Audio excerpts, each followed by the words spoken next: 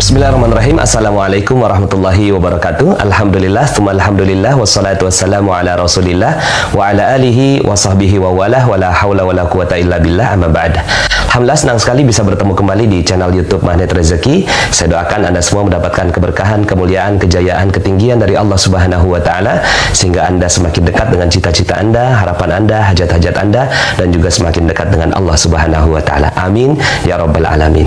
Seperti biasa di channel ini kita akan membahas tentang materi magnet rezeki, bagaimana menarik rezeki dahsyat dengan cara Allah.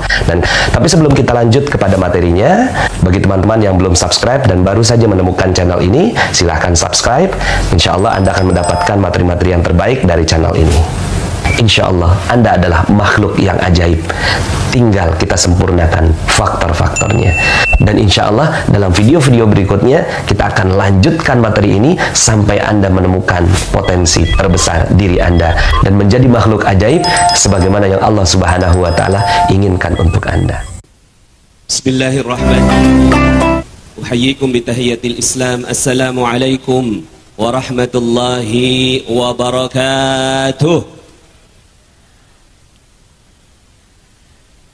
Bulan Rajab, bulan rahmat, ramai orang ingat Nabi. Kalau salam tak dijawab semangat, kita ulang sekali lagi. Assalamualaikum warahmatullahi wabarakatuh. Masya Allah, kalau begini artinya siap ngaji sampai jam 3 pagi. Alhamdulillah, summa alhamdulillah, wassalatu wassalamu ala rasulillah wa ala alihi wa sahbihi wa walah, wa la hawla wa la quwata illa billah, amma ba'd.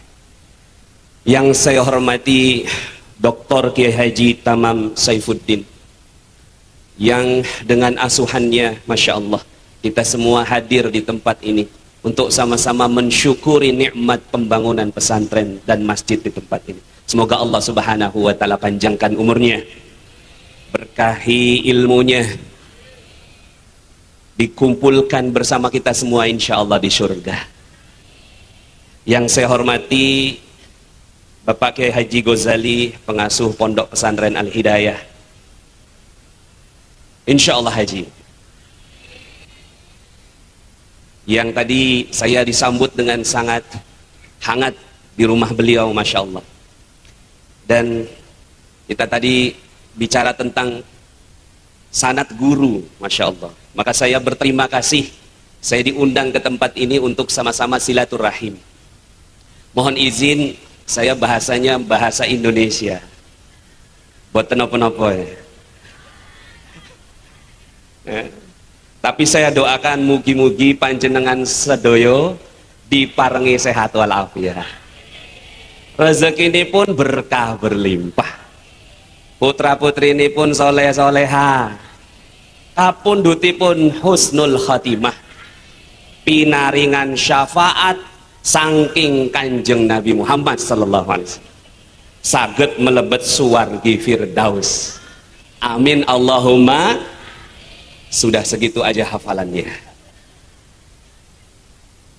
Saya hadir di sini berkah guru saya, Kiai Haji Munfasir dari Ciomas, Banten. Beliau ada murid dari Abu Yadimyati, Muhammad Dimyati bin Muhammad Amin Al-Bantani. Jadi mohon izin kalau bahasa berbeda tapi guru sama. Karena Abu Yadimyati ini sangat senang sekali mengaji di Jawa ini, Masya Allah, walaupun beliau orang Banten. Maka mudah-mudahan saya bisa menjalankan amanah dari guru saya menyampaikan ilmu magnet rezeki yang saya talaki dari Kiai Munfasir, Insya Allah. Yang saya hormati juga Bapak Camat Parengan Suharsono beserta rombongannya yang tadi sudah mewakili Mas Bupati. Semoga Allah Subhanahu wa taala jadikan pemimpin bangsa kita insya Allah semuanya dalam lindungan Allah Subhanahu wa taala. Yang saya hormati Bapak Haji Ainun Naim, mohon izin kalau saya salah dalam mengucap, pengasuh Pondok Pesantren Al-Asmanah. Bapak Nur Hamid, pejabat Dinas Pendidikan Tuban. Juga Ketua Yayasan Al-Hidayah, Kepala SMP plus Al-Hidayah, beserta para ustadz dan ustazahnya semuanya. juga Bapak Ibu hadirin wal hadirat. Semoga Allah Subhanahu wa taala rahmati Bapak Ibu semua. Amin ya rabbal alamin. Juga saya ucapkan terima kasih kepada rekan-rekan saya dari Magnet Rezeki. Magnet Rezeki ini salah satu komunitas belajar untuk dapat rezeki barokah. Di Korwil Tuban Bojonegoro ini ada beberapa pengurusnya. Terima kasih Tuban, Bojonegoro, Lamongan, Gresik. Ya, alhamdulillah. Ya, hadir semua di sini. Bahkan yang dari pusat, dari Bogor hadir. Ya, alhamdulillah. Terima kasih juga kepada kenduri solawat yang mengiringi solawat kita malam ini. Kita sudah tadi Mahalul Qiyam, semoga hadirnya Nabi di tempat ini, Nur Muhammad, insya Allah membuat ilmu kita barokah. Amin Allahumma. Bapak Ibu hadirin wal hadirat rahimakumullah. Malam ini kita peringati sebagai Isra dan Mi'raj. Isra Mi'raj ini malam keajaiban, di mana hanya satu manusia yang dimuliakan oleh Allah yang diizinkan berjumpa dengan Allah Subhanahu. Maka Nabi kita ini Nabi ajaib. Kita peringati Isra Mi'raj ini sebagai Nabi kita, Nabi ajaib. Beliau punya mukjizat lebih dari 300 mukjizatnya baginda kita Nabi besar Muhammad sallallahu alaihi wasallam. Salah satu yang paling besar adalah Isra dan pertanyaannya. Kalau nabinya ajaib, walinya ajaib, wali-wali kita hanya jentikan jari hujan turun. Pertanyaannya, kita semua apakah sudah jadi ajaib juga? Atau mau nggak jadi ajaib? Siapa mau jadi ajaib katakan saya.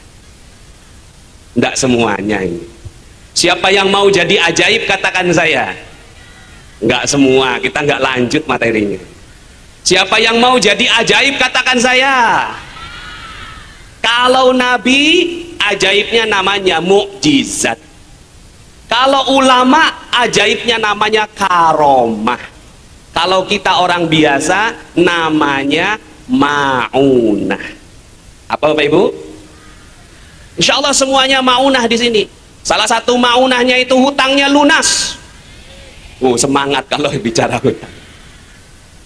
Lah nabinya ajaib, walinya ajaib. Lah kok kitanya banyak utang?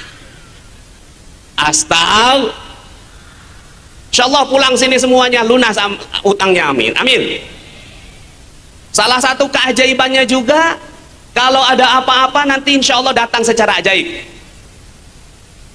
Kemarin saya mengisi di pesantren Latifiyah, Gus Ali Imran itu cerita, ketika beliau praktekkan solawat Magnet Rezeki, langsung dalam waktu beberapa hari lunas tanah untuk pesantren. Alhamdulillah. Ada yang mengamalkan Magnet Rezeki, alhamdulillah dapat mobil gratis dalam waktu 1 bulan. Ajaib. Ada yang mengamalkan ilmu Magnet Rezeki, hutang perusahaannya 5,5 miliar langsung lunas. Dia belajar ilmu Magnet Rezeki, kemudian tiba-tiba ditelepon orang, Pak katanya jual tanah ya? Iya saya jual tanah, boleh nggak dilihat? Pas dilihat langsung suka, langsung dibayar cash keras 5,5 miliar. Ini juga bagian dari maunah. Betul. Maka malam ini kita akan belajar, semoga kita semuanya bisa menjadi orang yang dapat maunah dari Allah. Nggak semangat kayaknya. Kalau nggak semangat, kita solawatan dulu boleh. Sudah terima ini? Sudah? Ya kita sama-sama solawat Magnet Rezeki. Amanah dari guru saya, sebarkan solawat Magnet Rezeki. Solawat ini kita sudah kenal semua. La ilaha illallah al-malikul haqqul mubin Muhammadur Rasulullah shadiqul wa'dil amin. Dalam hadis riwayat Abu Nuaim, barang siapa baca la ilaha illallah al-malikul haqqul mubin setiap hari 100 kali, maka ia aman dari fakir, selamat dari siksa kubur, menjadi kaya dan masuk surga. Mau begitu? Siapa yang mau katakan saya? Nah, ini susunannya sudah disusun sama ulama. Ya kalau di Betawi ini terkenal ini. Ya sering dibacakan. Mari sama-sama kita sholawatan ya. Bismillahirrahmanirrahim.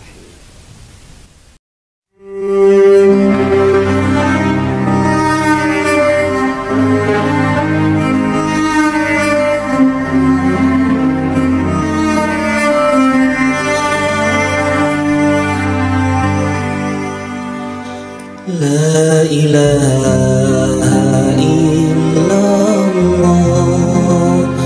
al-malikul haqqul mubin Muhammadur Rasulullah Sadiqul wa'dil amin La ilaha illallah al-malikul haqqul mubin Muhammadur Rasulullah Sadiqul wa'dil amin Ya arhamar rahimin Ya arhamar rahimin Ya arhamar rahimin Farij 'ala muslimin Bijahid Rasul Jud Rabbana bil qabul Wahab lana kulla sul Rabbi istajib li amin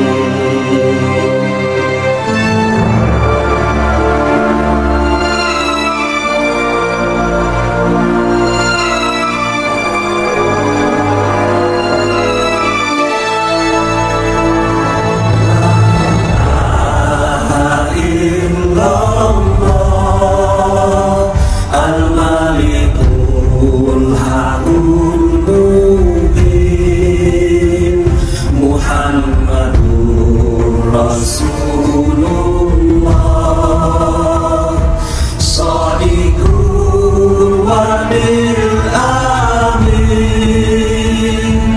La ilaha illallah Al-Malikul Haqqul Muhammadur Rasulullah Sadiqul wa'dil amin Waghfir kulli dhunub wastur li kulli uyun wakshif li kulli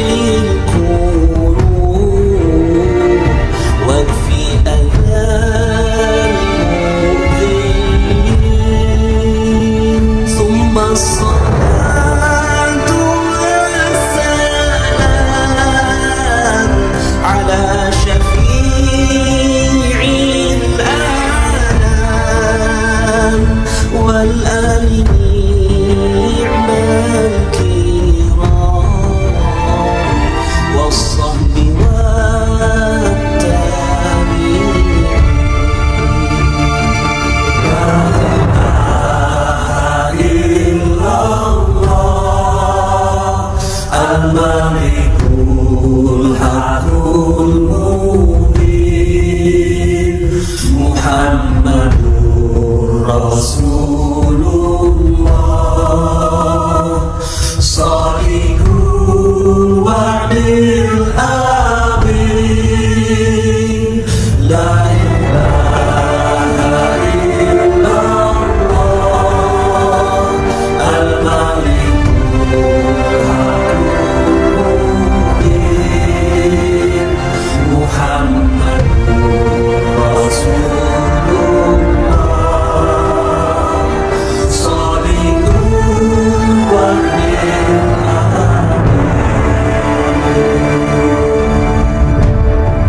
Sallu ala Nabi. Kalimat la ilaha illallah al-malikul haqqul mubin ini ada di pintu Ka'bah. Dahsyatnya ini kalimat. ada di pintu Ka'bah, ada di pintu Raudhah, dan ada di makam baginda kita Nabi besar Muhammad sallallahu alaihi wasallam. Jadi di tempat yang utama itu disebutkan la ilaha illallah al-malikul haqqul mubin Muhammadur Rasulullah shadiqul wa'dil amin. Maka kalau seandainya ada yang kita bawa pada pengajian malam ini, bawa ini kalimat, cintai ini kalimat, wiridkan ini kalimat, maka insya Allah semuanya akan dapatkan jaminan dari Allah menjadi kaya semuanya, amin. Sugih waras. Wah ya, desanya sugih waras. Siapa di sini yang mau sugih? Enggak semua. Maunya melarat. Siapa yang mau sugih? Katakan saya. Siapa yang mau uangnya banyak? Yang uangnya kata? Kata betul ya? Maaf ya, logatnya Betawi. Sekarang yang tadi angkat tangan, coba jawab. Surat dan ayat berapa yang Allah nyuruh kita uang banyak? Ayo, yang tadi angkat tangan tanggung jawab. Siapa yang mau uang banyak? Saya. Surat dan ayat berapa? Enggak tahu. Halo. Kita sholat ada dalilnya. Zakat ada ayatnya, betul. Haji ada dalilnya. Uang banyak ada dalilnya enggak? Halo. Nah, ini yang pegang Quran silakan buka dalam surat 71 ayat 12. Yang punya Al-Quran, mungkin bawa HP atau enggak, atau bawa Al-Quran. Kalau enggak ya ikuti kata-kata saya. Bismillahirrahmanirrahim. Wa yumdidkum bi amwalin. Ikuti kata-kata saya. Wa yumdidkum bi amwalin wa banin wa yaj'al lakum jannatin wa yaj'al lakum anhara. Aku kasih kalian banyak duit. Nah ini dia. Jadi ayatnya ada. Sugih waras ada dalilnya. Wa yunditkum bi amwalin. Aku akan tambahkan harta demi harta demi harta demi harta. Ha.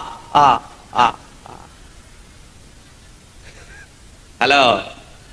Kalau ditanya halo jawabannya hai. Halo. Hai. Halo halo hai. Harus begini ngaji ini ya. Sampai jam 3. Ya. Tadi saya dipesan sama Gus Ud. Ustadz katanya ini udah molor jamnya. Antum terserah mau sampai jam berapa. Wah, asik ini. Alhamdulillah saya dikasih hadiah oleh Abah Yai Shohib Soim. Saya pakai terus ini. Ya, sorban dari ayahanda beliau. Alhamdulillah. Kita baca Al-Fatihah dulu untuk guru-guru kita ya. Tadi mohon maaf saya belum hadiahi Fatihah, terutama untuk Kiai Haji Munfasir di Ciamas Banten, Abah Dimyati, dan juga Kiai Haji Shohib Soim, kemudian Dr. Kiai Haji Tamam Syaifuddin MSI, dan semua guru-guru yang ada di Indonesia. Ala hadhihi niyah wa ala kulli niyatin shalihah. Al-Fatihah. A'udzubillahi minasyaitonirrajim. Bismillahirrahmanirrahim.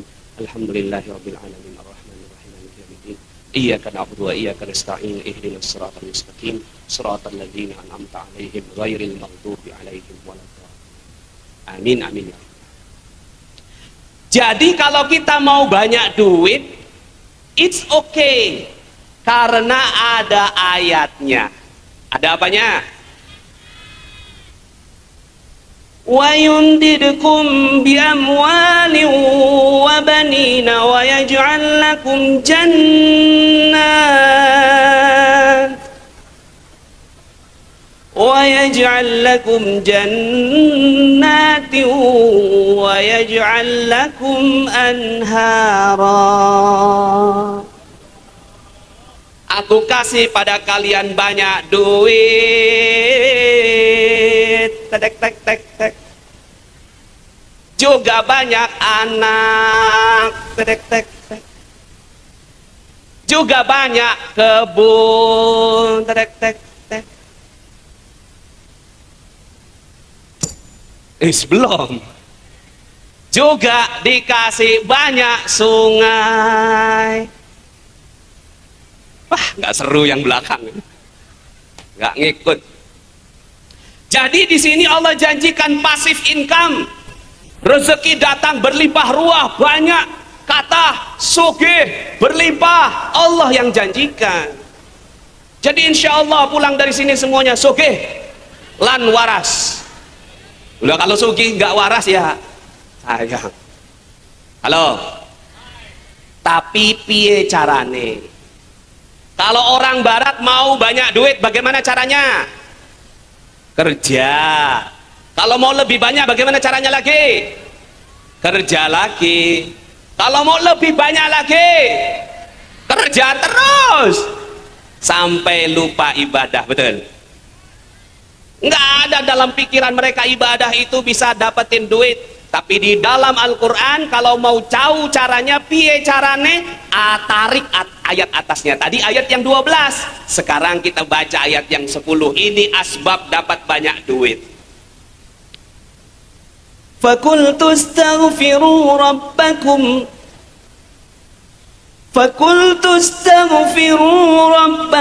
innahu kana ghaffara yursilis samaa alaikum midrara.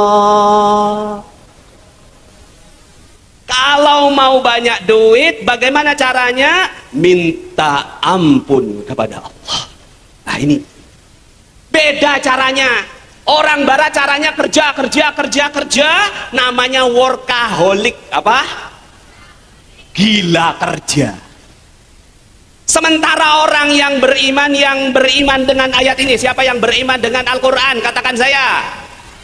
Ayat ini bilang, kalau mau dapat banyak duit, bagaimana caranya? Istighfar.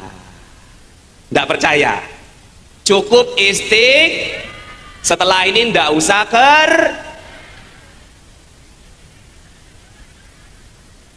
langsung koslet. Lah terus gimana nanti kata Pak Camat ini? Pelan-pelan, kan pengajinya sampai jam 3.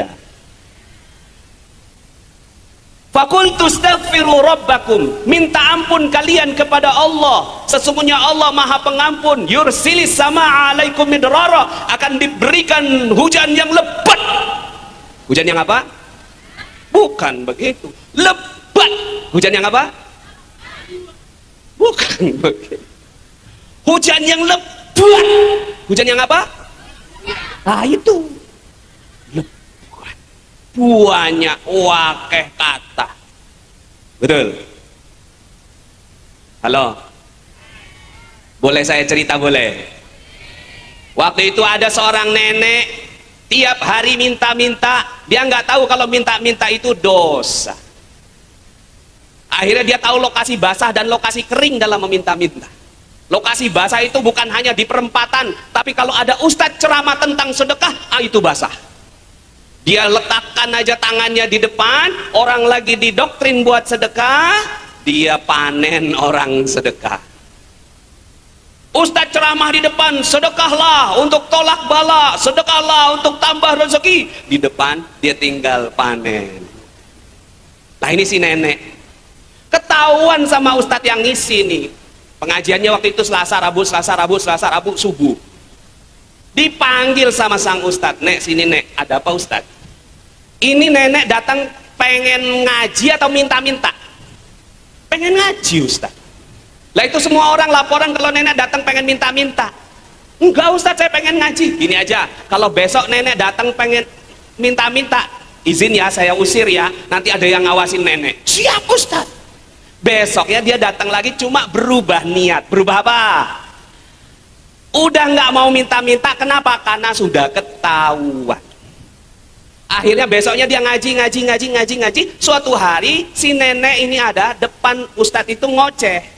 Laporan lah tentang kehidupannya. Wow. Orang yang diocehin orang sibuk, ustadz ternama. Kata ustadznya, ini ada saya juga di situ sebelahnya. Dan nek, nggak usah banyak ngomong. Nih gue mau kasih duit. Langsung diem dia. Wow, gue mau kasih duit. 250.000, tapi bukan buat nenek semua. 190.000 bagikan ke orang lain sebagai sedekah, 60.000 untuk nenek sebagai ongkos bagikan sedekah. Paham? Enggak paham, Ustaz. Mungkin kaget. Yang tadinya dilarang dapat duit, sekarang malah mau dikasih duit. Akhirnya Ustadz itu ngomong sama saya, Nas terusin Nas, gue banyak urusan. Dalam hati saya, kalau cuma urusan ngejelasin ke nenek mah gampang, cuma mesti sabar, pelan-pelan jelasinnya. Ustadz Yusuf Mansur itu mau ngasih duit. Saya liatin ustadznya, loh kok nggak ada? Waktu itu Ustadz Yusuf Mansur lagi terkenal banget tentang sedekah. Loh kok nggak ada? Oh saya paham, Nas terusin. Oh maksudnya bukan cuma terusin jelasin, terusin duitnya juga. Wah itu saya dijebak sama beliau, tapi dijebaknya yang baik. Keluarlah dompet saya ada duit 300.000, nggak ada kembalian. Akhirnya namanya sedekah masa mau kembali, gengsi dong. Akhirnya saya kasih sama si nenek, nenek ada duit 300.000, tapi bukan buat nenek semua, 240.000 bagikan ke orang lain sebagai sedekah, 60.000 untuk nenek sebagai ongkos bagikan sedekah. Paham? Paham Ustadz. Cepet banget pahamnya, karena ada duitnya. Jadi orang kalau dijelasin ada duit cepet paham. Halo, hai. 2 minggu kemudian saya ketemu si nenek ini lagi. Subhanallah Ustaz, Alhamdulillah Ustaz. Ada apa nih? Itu duit udah saya tukerin, duit kecil Ustaz, 2.000, 5.000, 10.000. Tapi karena komunitasnya peminta-minta, yang datang banyak sampai udah habis. Ada 3 orang yang datang, Nek kita belum kebagian, udah habis. Jangan bohong dong Nek, karena didesak keluarlah bagian dia. Bagian dia berapa tadi? Apal banget kalau urusan duit. Luar biasa ini ceramah duit enak emang. Langsung nancep 60.000 Ustaz. Maaf ya bercanda ya. 50.000 disimpan, 10.000 dikeluarkan nih bagi 3 ya udah habis. Memang udah bener dia nggak bohong. Udah habis dah. Bagian saya kan cuma harusnya 60.000, 10.000 sedekah. Pagi harinya dia melakukan seperti itu, malam harinya lewat depan sebuah rumah namanya Ibu Hajah Maryam.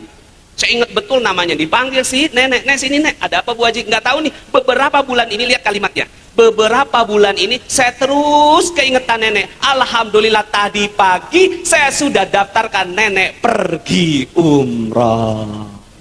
Alhamdulillah. Kita lihat prosesnya. Tadinya si nenek ini ada dosa. Dosanya apa? Minta. Kemudian dia minta ampun kepada Allah. Fakultus tagfiru robbakum.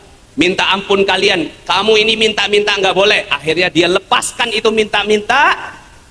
Kemudian pada saat dia melepaskan minta-minta itu, nun di sana ada seorang Ibu Hajah Maryam yang mikirin nasibnya si nenek.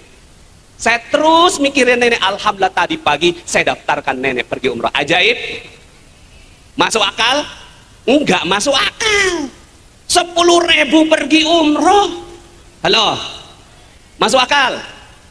Makanya yang kita pelajari dalam agama ini yang nggak masuk akal.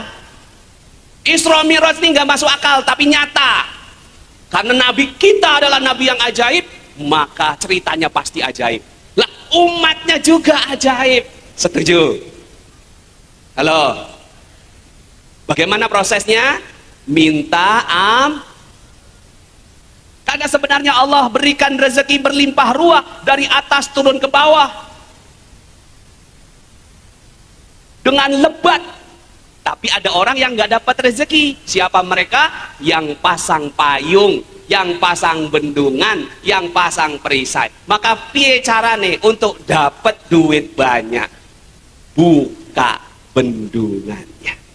Halo, coba tangannya begini, tangannya begini. Bagaimana caranya untuk dapat duit banyak? Buka bendungannya. Halo, coba tangannya begini lagi. Piye caranya dapat duit banyak?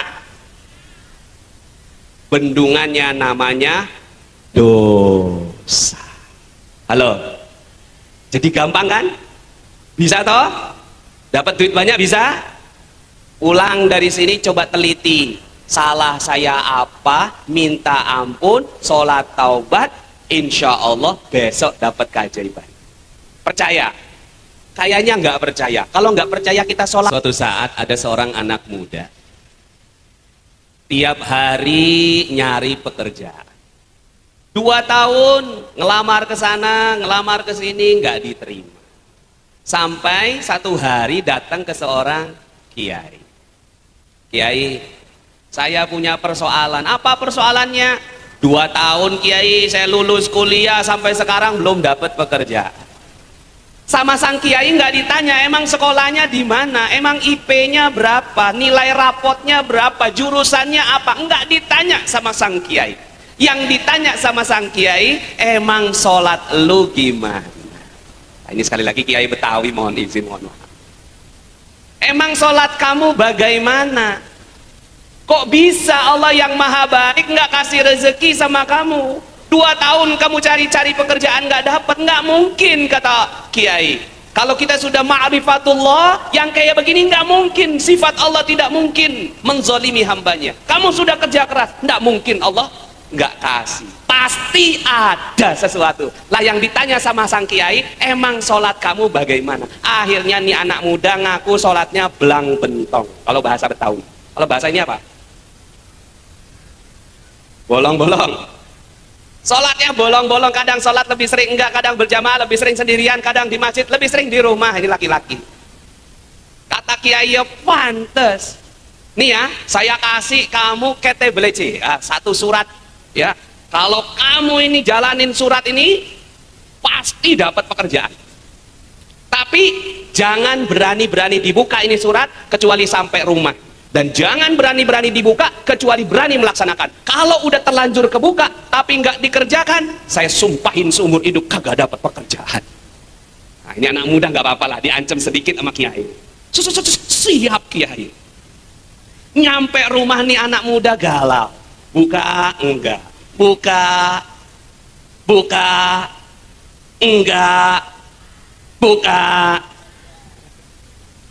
Kalau dibuka harus dikerjain, kalau nggak dikerjain dikutuk sama ustaz, sama kiai. Kalau nggak dibuka kagak dapat pekerjaan.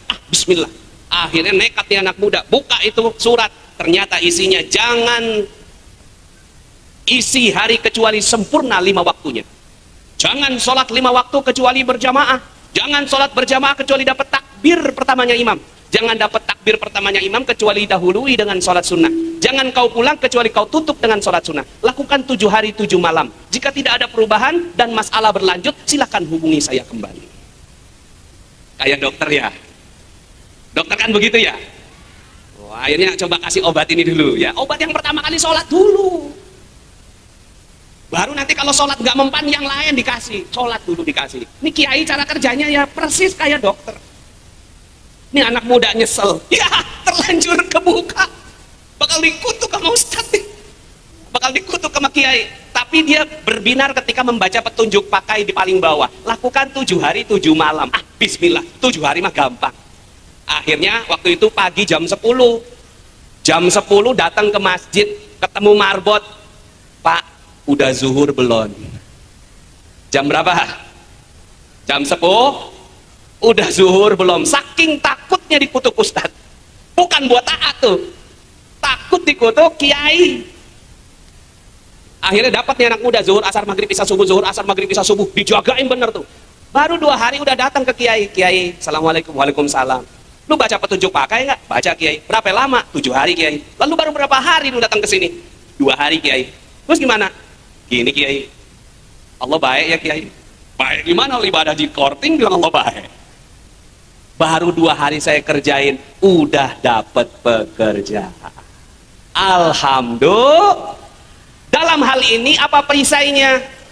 Perisainya adalah sholat yang tidak baik, atau sholat yang belang bentong tadi, sholat yang bolong 2 tahun dia ikhtiar, 2 tahun dia injek gas. Banyak orang bilang ikhtiar, kerja. Iya, kalau mobil itu digas terus, tapi rem tangannya nggak dibuka. Halo bapak-bapak di sini, kira-kira jalan nggak tuh mobil? Tapi rem tangannya nggak dibuka. Kira-kira jalan nggak mobilnya? Bapak-bapak yang saya tanya, ibu-ibu kan jadi penumpang. Kira-kira Pak, jalan nggak mobilnya? Nah, terus bagaimana caranya? Buka perisainya, buka bendungannya, buka rem tangannya. Setelah itu gasnya kenceng apa pelan aja? Bapak-bapak ini kalau ibu-ibu nanti nggak jelas, mereka kanan kiri sen kanan kiri kan nggak jelas. Belok kanan sen ke kiri, belok kiri sen ke kanan, nggak apa-apa. Itu memang ibu-ibu begitu karena otak tengahnya itu tipis, nggak jelas kanan kiri. Kalau kita jelas Pak. Nah, ini saya tanya sama bapak-bapak ini, ketika rem tangannya dibuka, gasnya pelan apa kenceng? Pelan. Lah itu begitulah kerja ya jangan keras-keras. Kalau rem tangannya sudah dilepas, kerja pelan, udah jalan tuh malah takut kalau pencet gasnya kekencengan. Betul? Halo, hai, coba tangannya begini. Bagaimana caranya dapat duit banyak? Buka rem tangannya. Halo, nah rem tangan ini namanya dosa, doa. Nah coba lihat di sholawat magnet rezeki yang nomor 6. Yang nomor 6 itu, coba nomor 6. Sudah? Kita baca sama-sama ya. Nomor 6. Waghfir li kulli dzunub wastur li kulli uyub wakshif li kulli wakfi adal mu'dhin waghfir li kulli dzunub wastur li kulli uyub wakshif li kulli wakfi adal mu'dhin. Minta ampun kepada Allah.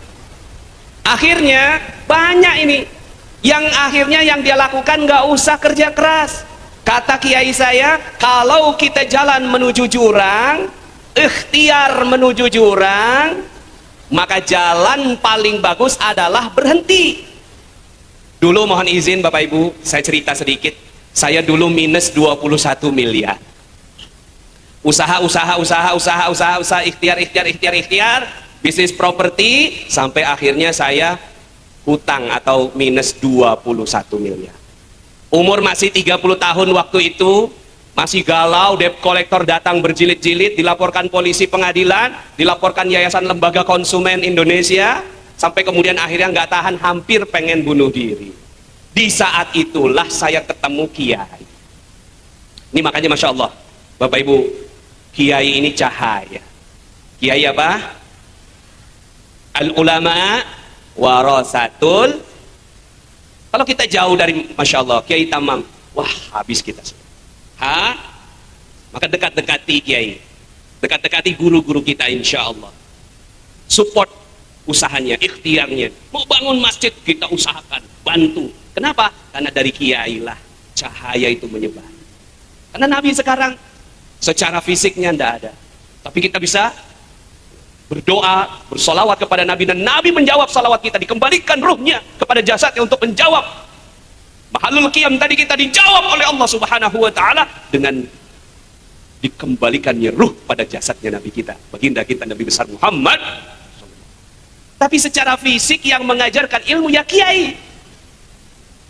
Akhirnya saya datang ke kiai. Apa kata kiai? Kenapa kok saya kelihatan kamu ini gelisah, kata kiai. Padahal dulu kamu hidupnya pernah ajaib, kata kiai begitu. Saya kiai, iya kamu hidupnya pernah ajaib. Kamu dulu pernah nggak punya duit, nggak punya kerjaan, nggak beli, nggak nyicil, nggak kredit, tapi dapat barang secara ajaib. Saya kiai, iya.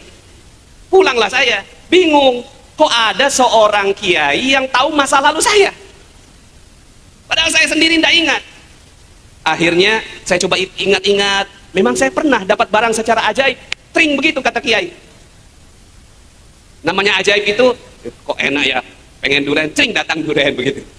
Oh, kok pengen nasi goreng, tring datang nasi goreng, kayak di sorga. Kata Kiai gitu. Kamu dulu pernah kayak begitu hidupnya. Akhirnya saya ingat-ingat, oh ya dulu pernah. Tahun 2002 ketika saya bersama dengan istri saya di Malaysia, istri saya ambil kuliah S2, saya berharap saya bisa dapat S2 juga, dapat visa. Alhamdulillah dua-duanya nggak dapat. Akhirnya yang saya lakukan cuma nganter istri ke kampus, pulang tutup pintu, tutup jendela. Nggak punya kerjaan, nggak punya penghasilan. Sampai satu hari istri saya hamil, ngidam. Tiap hari minta sayur, bang belikan sayur. Saya belikan sayur, dia masak. Besok begitu lagi, bang belikan sayur, saya beli, dia masak. Sampai satu hari saya menghayal. Apa Bapak Ibu? Enak kalau punya kulkas. Belinya sekali, masaknya 1 minggu.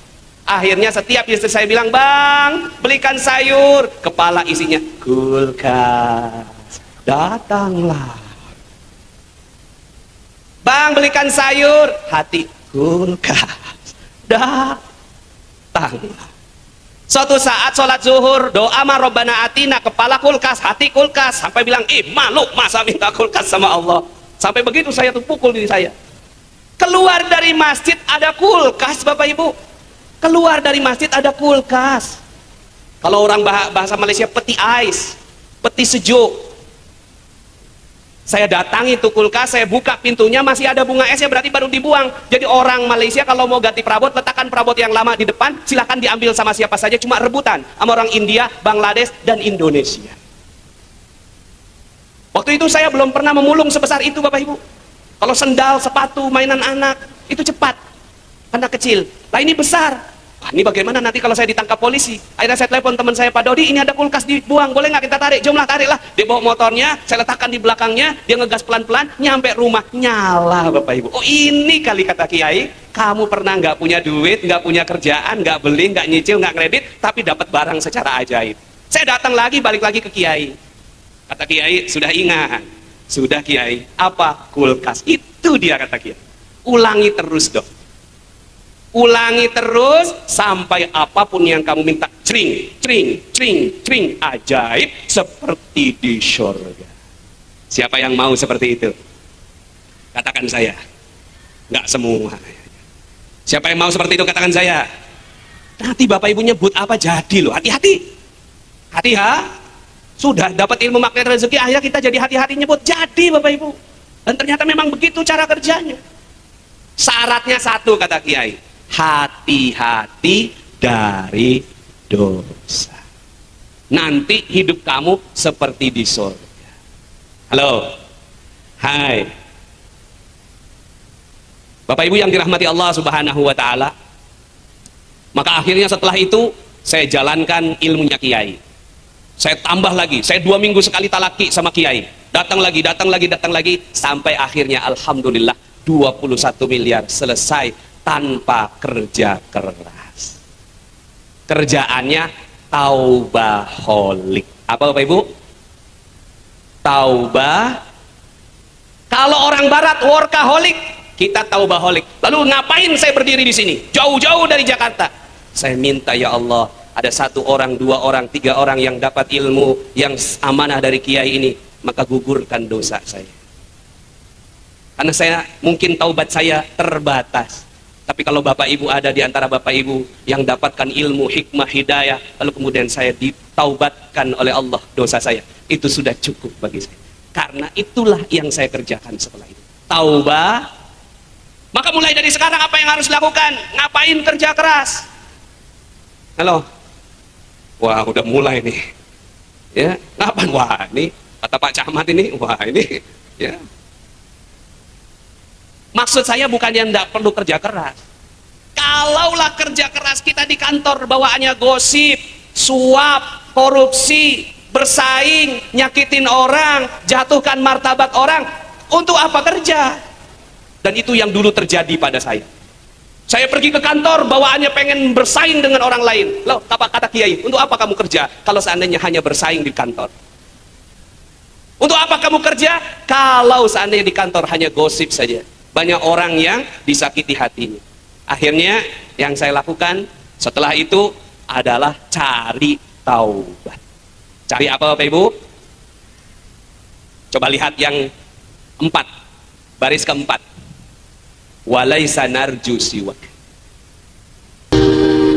Walaisa narju siwak, kami tidak berharap melainkan kepadamu. Sudahlah, minta sama Allah Subhanahu wa taala, bukan minta sama yang lain. Cara minta kepada Allah istighfar. Yang tadi waqfir likulli dzunub. Maka capaikanlah kami dengan satu pencapaian. Jadi sudah kita buka dengan taubat, lalu kemudian kita berharap hanya kepada Allah, hidup bersama Allah, hati-hati dengan dosa yang Allah larang jangan perbuat, yang Allah perintahkan kejar. Apa kata Allah? Sebelum datang kehancuran dan kemusnahan yang menular di dunia dan agama. Karena ini yang sering terjadi pada diri kita. Selama ini kita berpikir bahwa dosa itu hanya akan didampaknya itu di akhirat. Padahal bisa jadi dosa kita ditampakkan oleh Allah di dunia. Apa kata Allah? Kadzalikal azab. Debt collector datang berjilid-jilid pada saya, itu azab. Wala azabul akhirati akbar. Nanti azab di akhirat lebih berat. Maka mulai dari sekarang, yuk sama-sama kita cari taubat. Bentar lagi Ramadan. Ramadan diskon untuk ampunan dari Allah. Sebelum Ramadan kita sudah mulai kejar dari sekarang. Rajab, Sya'ban, Ramadan. Insya Allah selesai dari situ, Bapak Ibu semua, kita semua insya Allah, panjenengan semua jadi aja. Waktu itu saya bertanya pada diri saya sendiri, di mana sebenarnya Allah titip rezeki untuk saya? Karena saya minus 21 miliar, kerja ke sana, kerja ke sini, kerja ke sana, kok ya makin dalam. Dulunya cuma 10 M hutang saya, amanah saya itu, tapi makin lama makin dalam. Akhirnya saya tanya pada diri saya sendiri, sebenarnya di mana Allah titip rezeki untuk manusia? Saya tanya pertanyaan yang sama kepada manusia, jawabannya beda-beda. Tapi kalau ditanya kepada hewan, hewan jawabannya sama. Tanya ke jerapah, jerapah, di mana Allah titip rezeki untuk manusia? Kata jerapah, di mana Allah titip rezeki untuk jerapah? Tuh di pucuk pohon, kata si jerapah. Jerapah Australia, Afrika, Asia sama jawabannya. Karena lehernya panjang, nggak mungkin dia jawab rezeki saya di rumput. Rezeki saya di pucuk pohon. Ketika ditanya pertanyaan yang sama, hei monyet, di mana Allah titip rezeki untuk kamu? Kata si monyet, tuh di pohon pisang. Monyet Asia, Afrika, Australia sama jawaban. Ketika ditanya kepada ikan, hei ikan, di mana Allah titip rezeki untuk kamu? Kata si ikan, tuh di terumbu karang. Ikan dimanapun jawabannya sama. Tapi ketika ditanya pertanyaan yang sama, hei manusia, di mana Allah titip rezeki untuk kamu? Ada yang jawabannya di mana-mana, makin gak jelas. Di mana-mana akhirnya gak jelas. Ada yang bilang di sawah, di tambang, di bank, di dompet suami. Nah, itu ibu rumah tangga. Kenapa kok jawabannya beda-beda? Karena sebenarnya kita kurikulum pendidikan kita nggak belajar ini. Nanti titip Kiai Tamam. Ini pelajaran pokok di mana Allah titip rezeki untuk manusia. Itu pertanyaan hampir banyak yang nggak bisa jawab. Karena waktu itu saya googling di Yahoo. Oh, googling di Google ya. Saya googling di mana Allah titip rezeki untuk manusia, nggak ada jawabannya, no result katanya. Sehebat-hebatnya Google nggak bisa jawab pertanyaan sederhana. Di mana Allah titip rezeki untuk manusia? Ternyata setelah saya pelajari, bolak-balik datang ke kiai, dapat jawabannya. Jawabannya adalah rezeki manusia dititip di kemuliaan dan kebahagiaan orang lain karena kita. Kalau orang lain mulia dan bahagia karena kita, maka kita dapat rezeki. Makanya kita lihat ada orang yang jam kerjanya 2 jam, tapi gajinya lebih tinggi daripada yang 10 jam kerja. Ada orang yang ijazahnya SD, gajinya lebih tinggi daripada yang profesor. Ada orang yang skillnya berbagai macam banyak, ada orang yang nggak punya skill sama sekali, gajinya lebih tinggi yang nggak punya skill. Nah, terus sebenarnya di mana Allah titip rezeki? Allah titip rezeki di kemuliaan dan kebahagiaan orang lain. Karena ketika orang lain mulia dan bahagia, selesai. Coba lihat kanan kiri, lihat kanan kiri. Sekarang juga lihat kanan kiri. Yang mau besok boleh besok lihat kanan kiri. Coba sekarang lihat kanan kiri, lihat kanan kiri. Kasih senyuman yang paling bagus untuk orang sebelahnya. Ayo, coba kalian lihat kanan kiri, yang sini juga lihat kanan kiri. Lihat kanan kiri semua, kasih senyuman, kasih senyuman. Lah itu kita cari rezeki sudah. Orang mulia dan bahagia karena kita, selesai. Itulah rezeki. Sekarang pertanyaan saya, ini logika sederhana. Ada nggak jerapah yang menghancurkan pucuk pohonnya? Ada? Ada? Nggak ada. Kenapa? Karena pucuk pohonnya inilah rezekinya dia. Ada nggak monyet menghancurkan pohon pisangnya? Ada? Nggak ada, karena itu tempat rezeki. Ada nggak ikan yang ngebom terumbu karangnya? Ada? Nggak ada, karena itu adalah tempat rezekinya dia. Sekarang pertanyaannya, ada nggak manusia menyakiti perasaan manusia lain? Wow, kenceng bang. Lah ini belajarnya di pesantren mana? Kok gampang banget nyakitin orang? Nah ini sekarang orang paling gampang nyakitin orang lain. Ngomong salah di medsos, orang sakit hati, tertutup rezeki. Itu logikanya. Dalam Al-Quran Allah Subhanahu wa Ta'ala sebutkan ada 3 orang yang dilaknat oleh Allah Subhanahu wa Ta'ala kaitan dengan rezeki. Nanti buka surat 13 ayat 25, surat Ar-Ra'du ayat 25-26. Alladzina yanquduna ahdallahi min ba'di mitsaqihi wa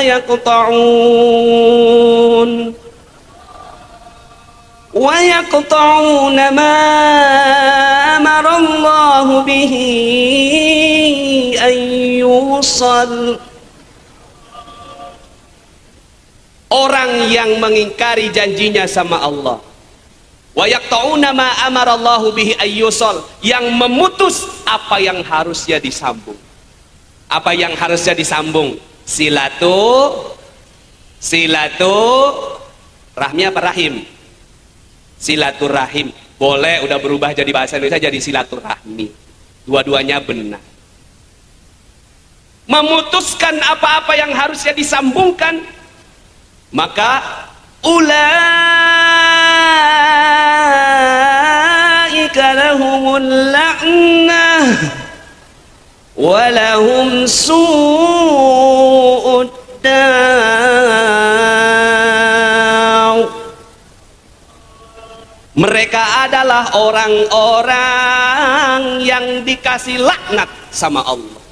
Saya nggak ngelihat orang lain, saya lihat diri saya sendiri. Minus 21 miliar. Berarti saya sudah nyakitin banyak orang. Sudah nyakitin banyak. Waktu itu ada paman saya, umurnya lebih muda dari saya, dia adalah adik dari ibu mertua saya. Paman, hitungannya paman.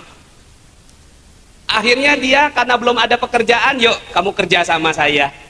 Akhirnya jadi asisten saya, ngerjain laporan keuangan, ngerjain berbagai macam peralatan di laptop kalau saya mau manggung. Sampai akhirnya untuk menghemat biaya, saya nggak punya driver, ya supirnya bareng-bareng. Kadang saya jadi supir, kadang paman saya jadi supir. Suatu saat saya ketemu seorang ustadz ternama di Bandung. Jalanlah saya sama beliau ini, paman saya, nyampe di sana ketemu, saya turun duluan. Ustadz ini tanya, "Nas, ente perginya sama siapa?" Saya jawab di mulut saya, "Supir." Waktu itu saya nggak punya perasaan bersalah karena jauh dari paman saya. Saya juga sekedar basa-basi supaya sekedar langsung pergi. Ternyata paman saya yang lagi di mobil pegang setir, ngeliat mulut saya supir, langsung tetesan air mata. Selama ini kita nggak pernah mikir tangisan air mata orang lain karena sakit hati karena kita, halilintar bagi rezeki. Kita nggak sadar. Dulu saya nggak sadar. Nangislah itu paman saya di mobil, saya nggak sadar, ketemuan sama sang ustadz selesai, pulang, dia udah nggak ada air mata lagi. Dan disimpan rahasianya rapat-rapat olehnya. Sampai paman saya ini meninggal dunia. Paman saya meninggal dunia. Tapi bukan karena sakit hati, karena saya. Karena waktu itu dia menderita hal yang penyakit gitu. Saya nggak merasa bersalah. Saya kubur, yasinan, sampai pulang ke Jakarta. Pas pulang ke Jakarta ada seorang ibu mitra bisnis saya ngomong, Pak Nas, masih inget nggak Pak Nas ngomong kalau beliau tuh supirnya Pak Nas? Hah? Kok ibu tahu? Itu kan hanya rahasia aku. Kan dia nggak tahu. Karena paman saya ini curhat sama sang ibu. Kemarin itu Pak Nas ngomong saya supirnya, saya kan pamannya, saya nggak terima. Nah, terus kenapa ibu nggak ngomong sama saya di awal-awal? Karena saya nggak nyangka dia meninggal cepet Pak Nas. Saya nangis, dapetin ayat ini. Ulaika lahumul la'nah. Mereka adalah orang-orang yang dapat laknat. Saya nggak tunjuk mereka, saya tunjuk diri saya. Ya Allah, pantesan minus 21 miliar. Karena ada orang yang sakit hati karena saya. Saya terus-menerus menangis. Nyari tahu bagaimana caranya, sampai akhirnya saya dapetin caranya. Caranya adalah saya beramal soleh atas nama dia. Akhirnya saya sedekah atas nama paman saya. Saya sholat taubat atas nama paman saya. Saya umrohkan itu paman saya atas namanya dia. Labbaik Allahumma umrotan an, namanya saya sebut. Saya tawaf atas nama dia, berdoa di depan multazam atas nama dia, sampai nggak puas-puas hati. Ya Allah, apakah dia sudah memaafkan saya di dalam kubur? Setelah beramal yang banyak untuk paman saya ini, baru rasa hati lega. Ya Allah, masa iya sih nggak dimaafin? Udah kayak begini, tolong ya Allah, jadikan dia di dalam kubur memaafkanku ya Allah. Setelah itu rasa hati lega, dan setelah itu mulailah saya mendaftar nama-nama orang yang saya sakiti. 1 ibu, 2 bapak, 3 istri, 4 anak, 5 kakak, adik, nenek, paman. Terus daftarnya jadi banyak. Akhirnya yang saya lakukan adalah sholat taubat satu persatu. Sebenarnya sholat taubat itu bisa jami'an.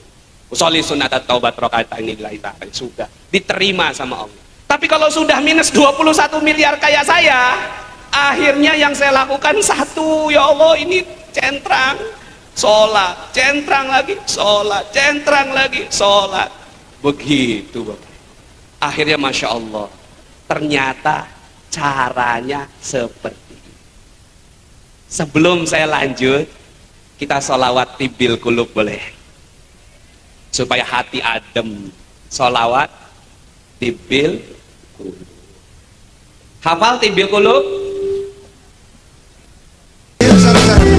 Allahumma sholli ala sayyidina Muhammadin tibbil qulubi wa dawaiha wa afiyatil abdani wa shifaiha wa nuril absari wa diyaiha wa ala alihi wa sahbihi wa sallim.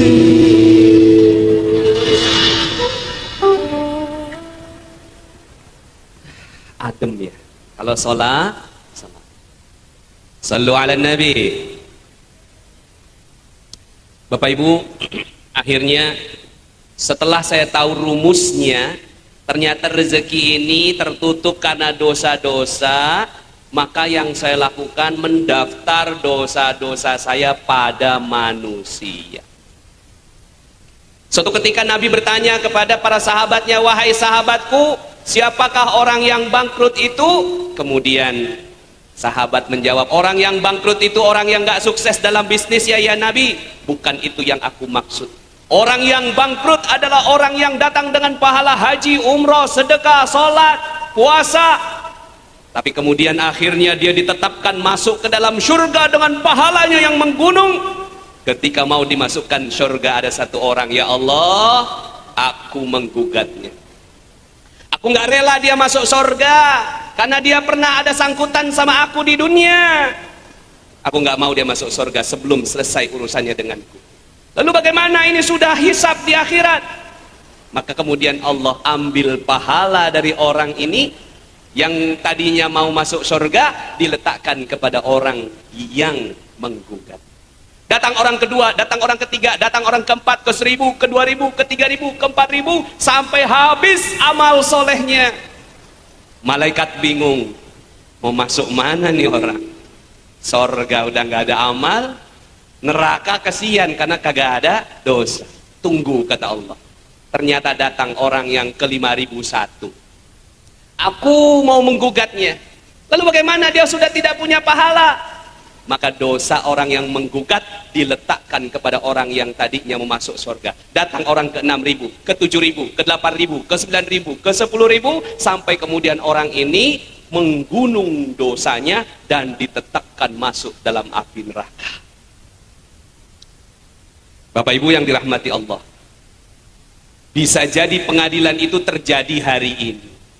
Kenapa? Karena Allah tidak tega meletakkan pengadilan seperti itu di akhirat. Maka biarkan saja di dunia mereka saling menggugat satu sama lain di dalam dunia ruh, bukan dunia fisik. Mungkin kita lebaran, jabat tangan, tapi hati nggak ikhlas. Maka yang seperti ini juga penghalang rezeki. Lalu kemudian kita katakan, saya ikhtiar, kerja. Padahal ada orang yang sakit hati sama kita. Lalu bagaimana caranya? Piye caranya? Nggak usah kerja keras banget, Bang. Tapi kerja keraslah di atas sejadah dengan sholat taubat.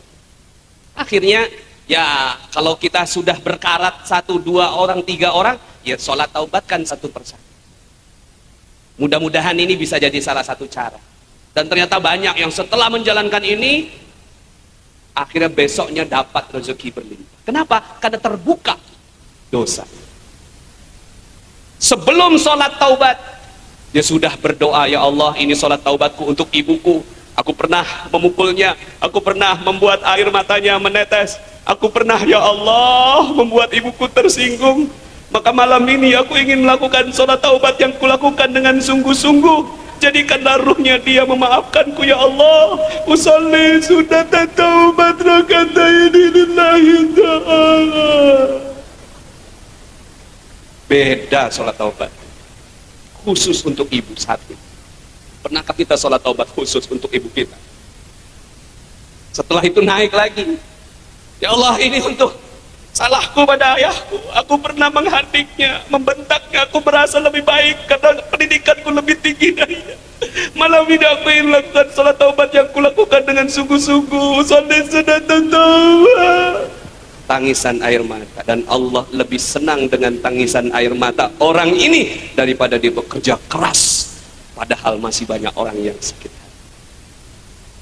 Terakhir, saya nggak cerita orang lain, saya hanya cerita diri saya sendiri karena saya banyak dosa. Hadirnya saya di tempat ini minta kepada Allah agar dosa saya juga diampuni, karena saya tidak tahu berapa banyak lagi orang yang pernah saya buat salah. Di saat saya sudah putus asa, kerja, tidak dapat pekerjaan, akhirnya saya datang pada orang tua saya, bapak saya. Pak, dulu pertanyaan saya, Pak, apakah Bapak ridho sama saya? Jawabannya ridho, hatinya nggak ridho. Akhirnya pertanyaannya saya ubah, Pak, bagaimana supaya Bapak lebih ridho sama saya? Zuhur saya tanya, nggak dijawab sama dia. Setelah itu sholat asar, kita punya musola di rumah itu. Bapak jadi imam. Setelah selesai, Pak, apa yang bisa buat Bapak lebih ridho sama saya? Baru dia jawab. Jadi zuhur nggak dijawab, asar baru dia jawab. Oh, kamu mau cari ridhonya Bapak? Iya Pak, karena saya sudah dikejar-kejar debt collector, sudah habis harta saya, sudah habis kekuatan saya. Sekarang saya cuma punya kekuatan satu, saya mau cari ridhonya Bapak. Kalau begitu, buatkan proyek properti di kampung halaman saya. Ternyata itu yang ada dalam keinginannya dia. Saat itu saya langsung berpikir bagaimana bisa bantuin bapak saya bikin proyek, padahal saya juga sedang seperti ini. Tapi Allah Maha tahu. Langsung saya jawab, di lisan saya, di hati saya, di pikiran saya, siap Bapak, saya akan bantu Bapak untuk buatkan proyek di sana. Sampai kemudian akhirnya terjadilah proyek itu. Allah yang kasih, saya nggak tahu dari mana tiba-tiba ada tanah seperti ini, tiba-tiba ada orang yang kasih tanah peluang dan seterusnya. Allah yang kasih, karena Allah senang dengan hambanya yang melakukan amal soleh. Sampai kemudian akhirnya terjadilah itu perumahan, di tengahnya ada masjid. Setiap asar bapak saya duduk, ya Allah ini karyanya Nasrullah, karyanya Nasrullah. Bahagia hati, Masya Allah. Sampai kemudian akhirnya saya ukur keridhaan ayah saya. Pak, apalagi yang bisa membuat bapak lebih ridho sama saya? Apa kata ayah saya? Kamu sudah melakukannya. Terima kasih nak, bapak sudah ridho sama kamu. Tangisan air mata bapak ibu. Selepas itu Masya Allah, walaupun setelah itu ayah saya meninggal dunia, tapi saya tahu betul dalam hati, dalam pikiran saya bahwa ayah saya mengampuni saya. Setelah itu Masya Allah, rezeki berlimpah ruah datang luar biasa. Maka malam ini kita belajar tentang magnet rezeki. Ternyata salah satunya adalah dosa kita pada manusia yang lain. Lalu bagaimana setelah ini? Boleh Bapak Ibu, ada PR dari saya, boleh? Ini ceramahnya sebentar lagi selesai, nggak sampai jam 3, nggak sampai. Sudah mau selesai di ceramah. Halo, hai, boleh PR, boleh?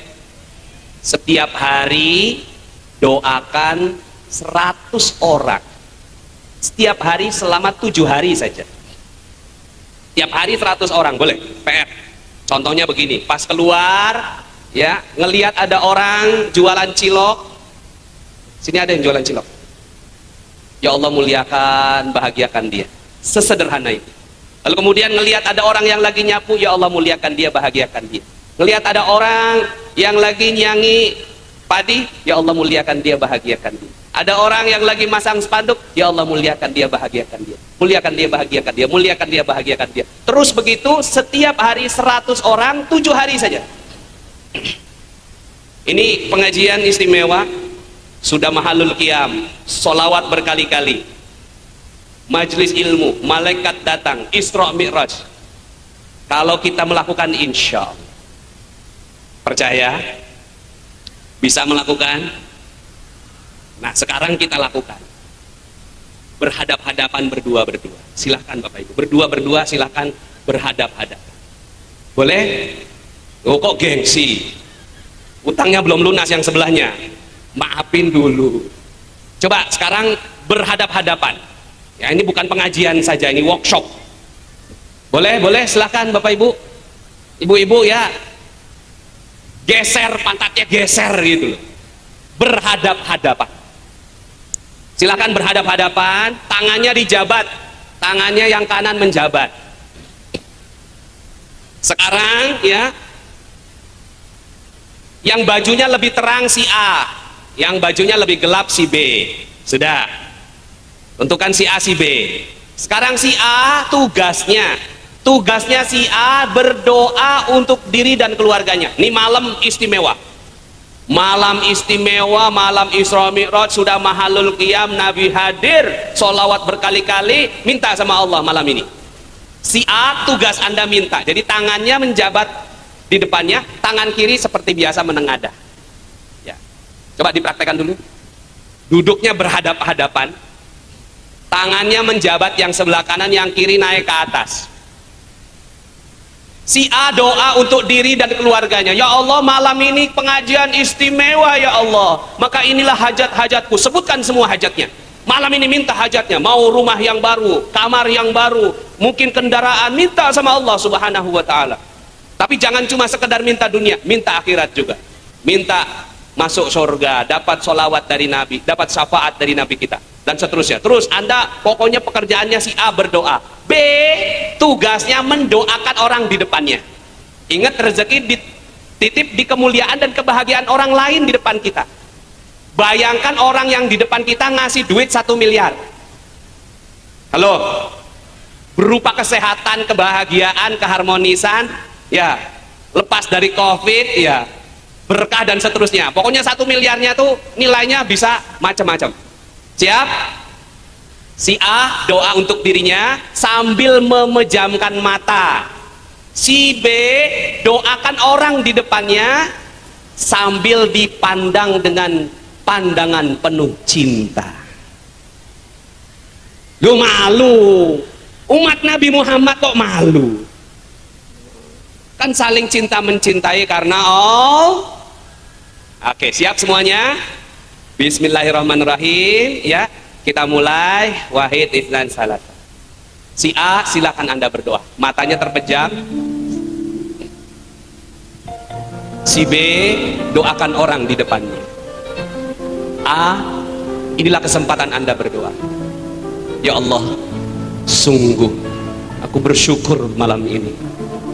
Aku berada dalam satu majlis yang mulia, majlis yang berkah, majlis yang penuh dengan kemuliaan. Maka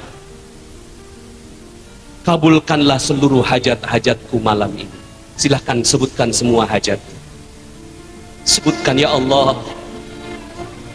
aku ingin, ya Allah, seluruh persoalanku selesai, hutang-hutangku, ya Allah, rumahku yang sudah mulai reot, aku minta malam ini, ya Allah, sebagai balasan dari kajian malam ini, ya Allah, aku ingin istri yang soleha, suami yang lebih soleh, anak-anak yang soleh-soleh. Silahkan si A berdoa yang banyak, si B tatap orang di depan Anda, praktekkan ilmu yang baru saja kita pelajari. Lihat orang di depan Anda, ya Allah, muliakan dia, bahagiakan dia, tinggikan derajatnya, sayangi dia, ya Allah, berkahi dia, muliakan dia, sayangi dia, tinggikan derajatnya, ya Allah, muliakan dia, bahagiakan dia, tinggikan derajatnya, sayangi dia, ya Allah, kabulkan semua hajatnya, masukkan dia dalam syurga, ya Allah. Silakan B terus berdoa, muliakan orang di depan Anda. Malaikat langsung menjawab, bagimu juga begitu. Salamullah ala Taha Rasulillah. B, doakan orang di depan Anda. Kalau sudah, kita akan amin bersama-sama. Kita akan amin bersama-sama. Amin ya Rabbal Alamin. Sekarang kebalikannya, si B yang berdoa, si A yang mendoakan. Silahkan, tangannya jabat lagi. Si B yang berdoa, si A yang mendoakan. Silahkan. B, inilah kesempatan Anda. B, inilah kesempatan Anda.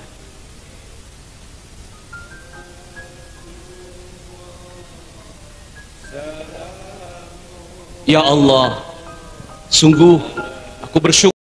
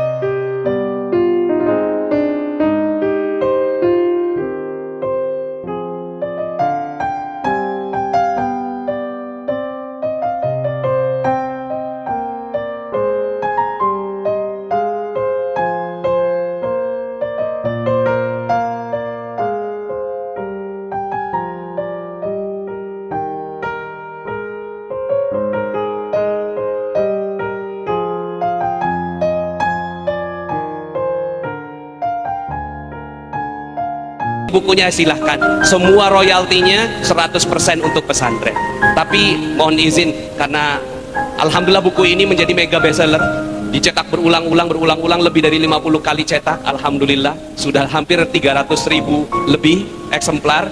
Nah ini sekarang sudah mulai habis dan mau dicetak ulang sama pihak Gramedia. Semoga Allah Subhanahu wa Ta'ala rahmati kita semua. Dan terakhir, mari sama-sama kita tutup dengan solawat magnet rezeki sebelum nanti gurunda kita akan memimpin doa. Ya. La ilaha illallah al-malikul haqqul mubin Muhammadur Rasulullah Sadiqul wa'dil amin La ilaha illallah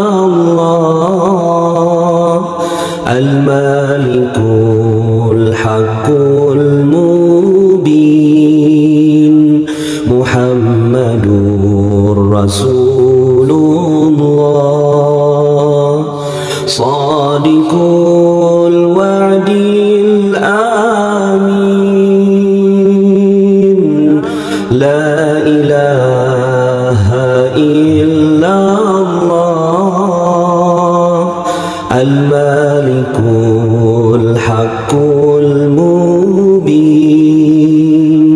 Muhammadur Rasulullah Sadiqul wa'dil amin La ilaha illallah al-malikul haqqul mubin Muhammadur Rasulullah Sadiqul wa'dil amin La ilaha illallah al-malikul haqqul mubin Muhammadur Rasulullah Sadiqul wa'dil amin La ilaha illallah al-malikul haqqul mubin Muhammadur Rasulullah Sadiqul wa'dil amin La ilaha illallah al-malikul haqqul mubin Muhammadur Rasulullah Sadiqul wa'dil amin La ilaha illallah al-malikul haqqul mubin Muhammadur Rasulullah Sadiqul wa'dil amin La ilaha illallah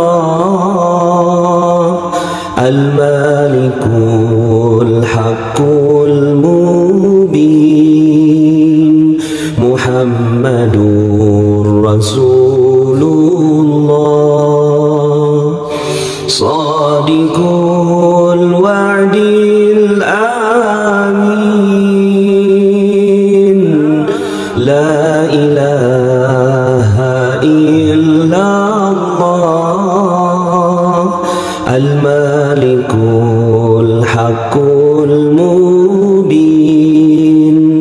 Muhammadur Rasulullah Shadiqul wa'dil amin La ilaha illallah Al-Malikul Haqqul Mubin Muhammadur Rasulullah Shadiqul wa'dil amin La ilaha illallah Al-Malikul Haqqul Mubin Muhammadur Rasulullah Shadiqul wa'dil amin